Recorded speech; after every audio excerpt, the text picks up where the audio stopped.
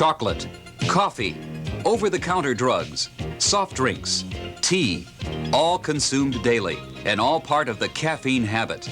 Is caffeine harmful to your health?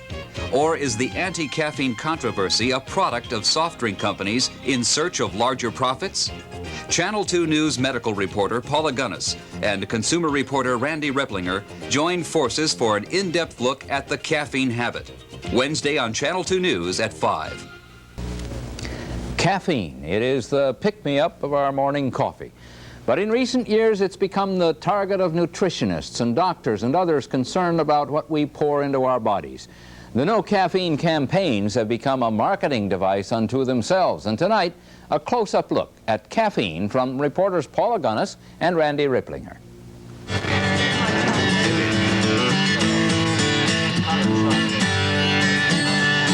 At the coffee shop where you always stop, caffeine. Well, the Java's hot, it's the spot, caffeine. The morning fix, drugs in a cup, the use of caffeine is thousands of years old, but our awareness of it is really relatively young. Many of us are trying to give it up, while some of us are consuming caffeine without even knowing it. And now, even the caffeine pushers are trying to go caffeine-free because they have found there are profits there. Name a soft drink with no caffeine. For some reason, the 7-Up company started a caffeine-free campaign in 1981, and for some reason, its sales boomed. It increased just about overnight. It just gave us an overnight increase. The 7-Up's Never Had It, Never Will campaign was so successful, other products began to advertise not having it too. Now, even the drinks known for their caffeine have jumped on the bandwagon. The last to join the decaf decade was Coca-Cola. Caffeine-free Coke says, taste them all. We do not believe that. As far as our studies show, that caffeine is not harmful, and we don't believe it to be. The study was done by the Coca-Cola company, and what we did is we interviewed cola drinkers, and we found that approximately 30% of those cola drinkers want a choice. You know, at some time during the day, they would like to have a caffeine-free product. The Food and Drug Administration has been fickle in its regulation of caffeine, too. Depending on how you consume it, it can be a drug or a food. And you can legally consume more caffeine in food than you can in drugs. Analgesics, for example, have a maximum of 65 milligrams per dose by federal law. But soda pop, say Mountain Dew, has as much as 54 milligrams in one can, but no federal regulations are warning how many soft drinks you should have in a day. And the drug shows up in many other foods. Baked goods, frozen baked products, gelatins, puddings, and soft candies. Why is it in those? Basically, it serves as a flavor enhancer.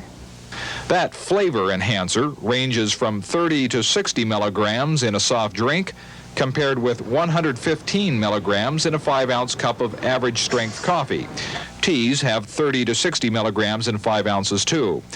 This 12-ounce package of semi-sweet chocolate chips packs 240 milligrams of caffeine.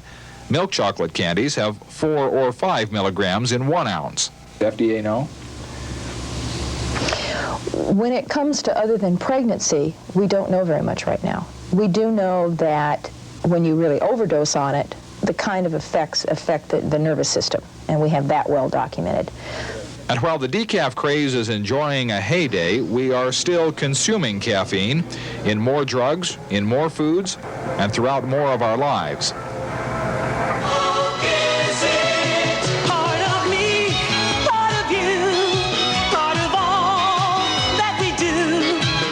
In the last decade, the soft drink industry has hit on a marketing ploy that has worked.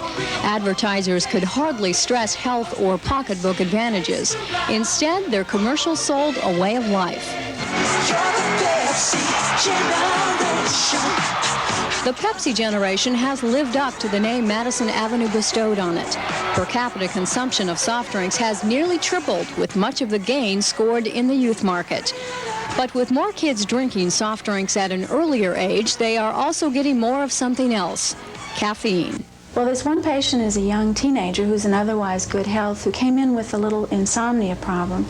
And in talking about drugs and the use of drugs, he did not use any drugs, but he was consuming enough Coke that had caffeine in it that by itself was causing his insomnia problem. Dr. Sunderland calls caffeine a highly abused drug, and especially by the younger generation. It's still something that really should be taken in moderation, if taken at all. Many teens who grow up to be adults don't give up their caffeine habit. Gloria Lewis drinks an 8-pack of Diet Pop a day. I am a Pepsi addict.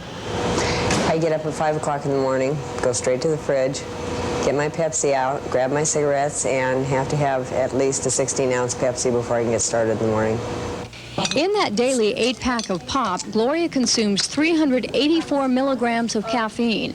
That's equivalent to a little over 3 cups of coffee.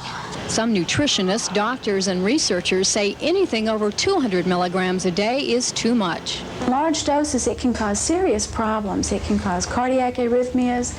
It can even cause seizures in acute overdoses. But we don't think of that. We just think of the good effect that the caffeine has when we drink our soda pop. An excess of caffeine not only gives some people the shakes, it also affects calcium levels in the body. A research study at Washington State University discovered significant amounts of calcium are lost after drinking several cups of coffee a day. We are concerned that if this pattern were to continue for the rest of the day, or if these losses couldn't be compensated for, then that would accelerate certain diseases such as osteoporosis or bone loss associated with aging. In the past few years, caffeine has been linked to cancer, birth defects, and heart disease, but a majority of the studies have been inconclusive. Well, at this point, you may be wondering, is there anything good about caffeine? Well, recent research shows that by adding caffeine to over-the-counter medications such as Excedrin, that relief is increased by about 40%. Even so, some companies have taken caffeine out of their product for whatever reason. The FDA really doesn't have a stand on over-the-counter medications and caffeine, but they are expected to take up the issue again this year. And as we have been told about the hazards of too much sugar and too much salt, doctors and nutritionists say moderation is also the key when it comes to caffeine. I'm Paula Gunnis, Channel 2 News.